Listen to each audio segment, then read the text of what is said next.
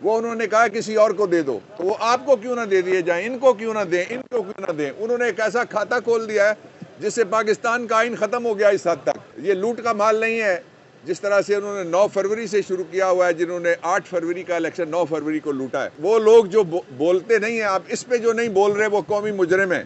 MYK news की videos देखने के लिए हमारा चैनल सब्सक्राइब कीजिए और बेल आइकॉन को क्लिक कीजिए ताकि आप हमारी आने वाली वीडियो से बाखबर रह सकें। आज बहुत सारे ECP के अलावा भी मामलात हैं, लेकिन ECP के 2 मामलात उनमें बड़ी इंपॉर्टेंट डेवलपमेंट हुई है। एक डेवलपमेंट ये है कि हमने जो PP119 है, PS119 है, कराची का सईद का जो हल्का है, हमारे MPA वहाँ से मुंतखब हुए हैं, उनके हल्के में आज हमने दरख्वास्त दायर की है RO के ख़िलाफ़।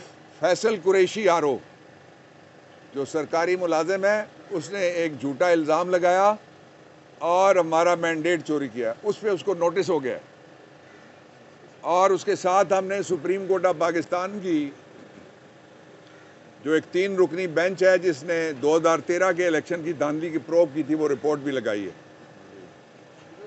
और हम जो चोरीशुदा मैंडेट है उसको वापस लेंगे। दूसरा हल्का है हमारा जो पंजाब का PP50, उसमें हाजी अमानुल्लाह अवान जो मेरे वहाँ से PTI के कैंडिडेट थे, आज़ाद मुंतखब हुए, वो हमारे साथ खड़े हैं इस वक्त मेरी लेफ़्ट पे। उनके हल्के में RO को बुलाया गया था। RO आज आया और दूसरी पार्टी को बता के भाग गया। ये रिकॉर्ड पे आ गई है बात, इलेक्शन कमीशन ने लिखवाया है। और जो RO PP50 है, गज़नफ़र गुमन को नोटिस जारी हुआ है शो कॉज का, और यहाँ हम उसके ख़िलाफ़ जो तारीख अगली आ रही है उससे पहले तोइने अदालत की दरख्वास्त, जहाँ पे ये इख्तियार इनके पास है चूँकि इन्होंने इस्तेमाल किया है बनीगाला में भी जाके इलेक्शन कमीशन ने, इसलिए उसके ख़िलाफ़ हम फाइल कर रहे हैं।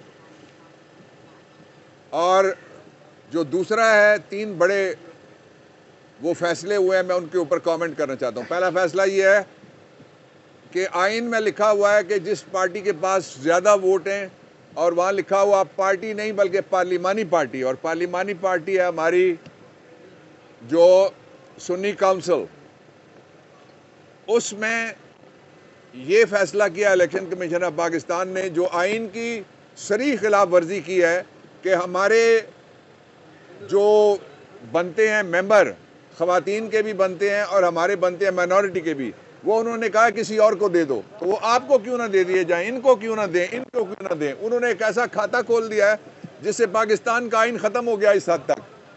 आइन कहता है कि जो पार्लिमानी पार्टी है उसकी जो स्ट्रेंथ है मेंबर्स की, जितनी उसकी तादाद है, उसके मुताबिक उसको मुतनासिब तौर पे सीटें मिलेंगी।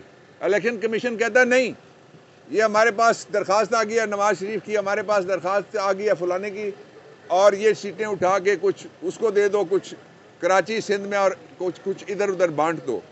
इस फैसले को, जो कल का फैसला है, उसको हम चैलेंज कर रहे हैं।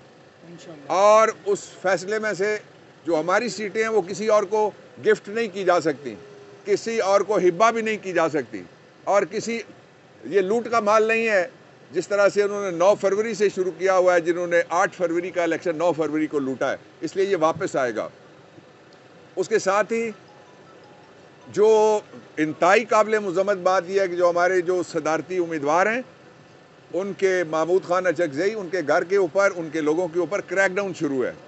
ये कैसा इलेक्शन है कि जो इलेक्शन लड़ने के लिए जाता है, MPA के लिए गया, तो आपने देखा चौधरी परवेज़ इलाही साहब के जो ख़वातीन गई थी वहाँ, उनसे पेपर छीने गए।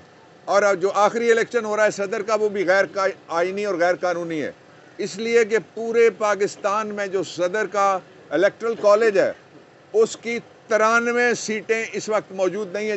जब मैं आपसे बात कर रहा हूँ, 93 सीटें उसकी इस वक्त मौजूद नहीं है।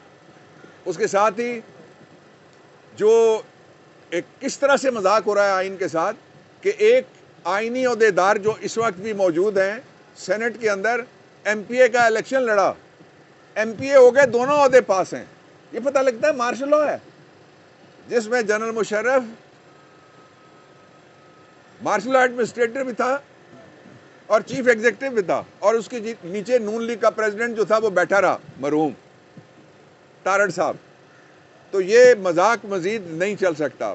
दो बातें और जो मैं इंपॉर्टेंट करना चाहता हूँ वो ये हैं कि चूंकि जो सदर का इलेक्शन है वो सरबराह रियासत का इलेक्शन है, सरबराह रियासत के इलेक्शन में अगर 93 वोट जिनमें से ख़वातीन और जो माइनॉरिटीज़ हैं उनको बाहर निकाल दिया जाए तो ये रियासत के रहनुमा उसूल हैं जो आर्टिकल 34 और 36 और 37 इनकी खिलाफ वर्जी हो रही है।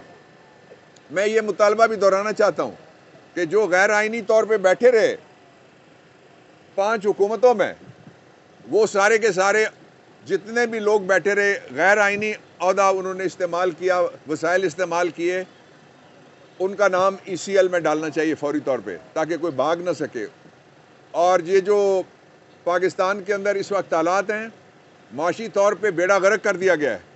जितने महंगा पेट्रोल होने जा रहा है, गरीब आदमी गधा गाड़ी पे बैठने पे मजबूर हो जाएगा और साइकिल चलाने पे मजबूर हो जाएगा। हो सकता है कि वो साइकिल में भरी जाने वाली हवा के ऊपर भी टैक्स लगा दें।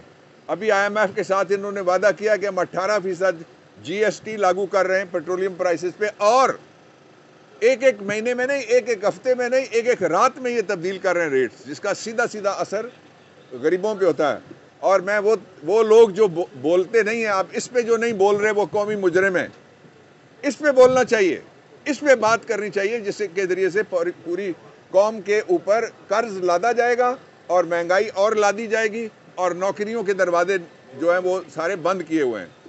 और जो पंजाब में खातून को बिठाया गया है उसके नतायज, जो गैर हतमी नतायज सामने आना शुरू हो गए अभी से ही, इसलिए कि उसने हर तरह की पोस्टिंग ट्रांसफ़र अपनी करके बाकियों पे पाबंदी लगा दी है। मेरे साथ रब्ता किया कुछ टीचर्स ने जो स्पाउस पॉलिसी के तहत टीचर अगर एक ज़िले में है या कोई लेडी डॉक्टर एक ज़िले में काम कर रही हैं तो उनके दूसरे ज़िले में अगर स्पाउस है तो वहाँ उनकी ट्रांसफ़र हो सकती है। उस पर पाबंदी लगा के फैमिलीज़ के दरमियान एक दरार डाली गई है जो इंतहाई काबिल मज़म्मत है। Thank you.